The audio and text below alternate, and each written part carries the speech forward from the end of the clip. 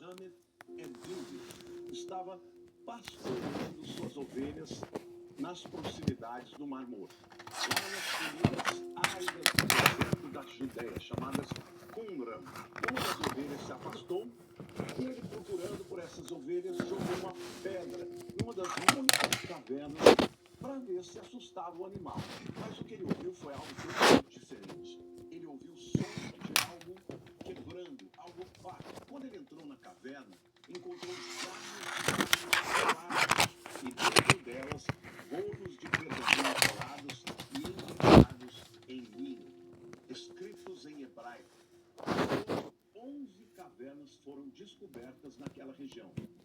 Aquela região, mais uma vez, ele chamava Qumran.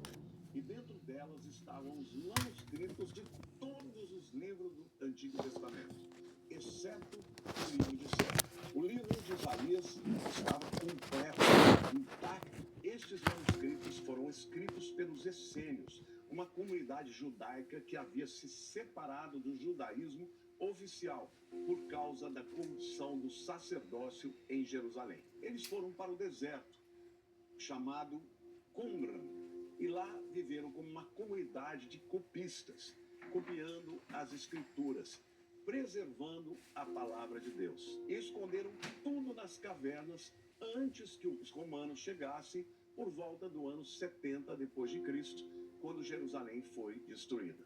2000 anos depois, um menino com uma pedra encontrou o que eles esconderam.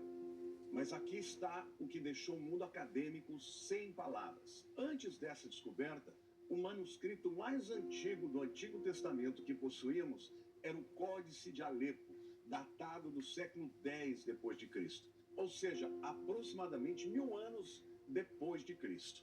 Já os manuscritos do Mar Morto datam do segundo século antes de Cristo, alguns possivelmente do século III antes de Cristo. Isso significa que há uma diferença de mais de 1000 anos entre os dois conjuntos de manuscritos, ou seja, o Códice de Alepo e os manuscritos do Mar Morto. E quando os estudiosos comparam os textos, linha por linha, palavra por palavra, o que encontraram foi extraordinário. Os textos eram praticamente idênticos. 1000 anos de cópias manuais, sem impressora, sem computador, em condições de perseguição, de exílio, de guerra, e o texto chegou até nós praticamente inalterado. Isso não é uma coincidência, é providência divina. E tem mais um detalhe que me impressiona profundamente. Os teólogos liberais, aqueles que duvidavam da autenticidade de Isaías, argumentavam que certas profecias do livro eram precisas demais e que deveriam ter sido escritas depois dos eventos que descreviam, em especial as profecias sobre o Messias, nos capítulos 52 e 53, que descrevem a morte, a ressurreição de Jesus com uma clareza que parecia impossível para um texto anterior a Cristo. Quando o rolo de Isaías foi encontrado em Qumran e datado com técnicas científicas de carbono 14, a conclusão foi inequívoca. O texto foi escrito pelo menos 100 anos antes do nascimento de Jesus. Alguns textos provavelmente 200 anos antes. Isaías não estava descrevendo o que já tinha acontecido. Ele estava profetizando o que aconteceria. A descoberta dos manuscritos do Mar Morto não apenas confirmou a confiabilidade do texto bíblico, ela destruiu o principal argumento contra a autenticidade das profecias messiânicas. A Bíblia que você tem em casa é essencialmente a mesma que saiu das mãos dos seus autores originais, chamadas de autógrafo, preservada por escribas que dedicaram a vida a cada letra, confirmada por descobertas arqueológicas que ninguém esperava, resistente a 2 milênios de tentativas de destruição e adulteração. Isso é o livro que você tem em casa. Você lê uma palavra, como aquela que eu contei para vocês, né?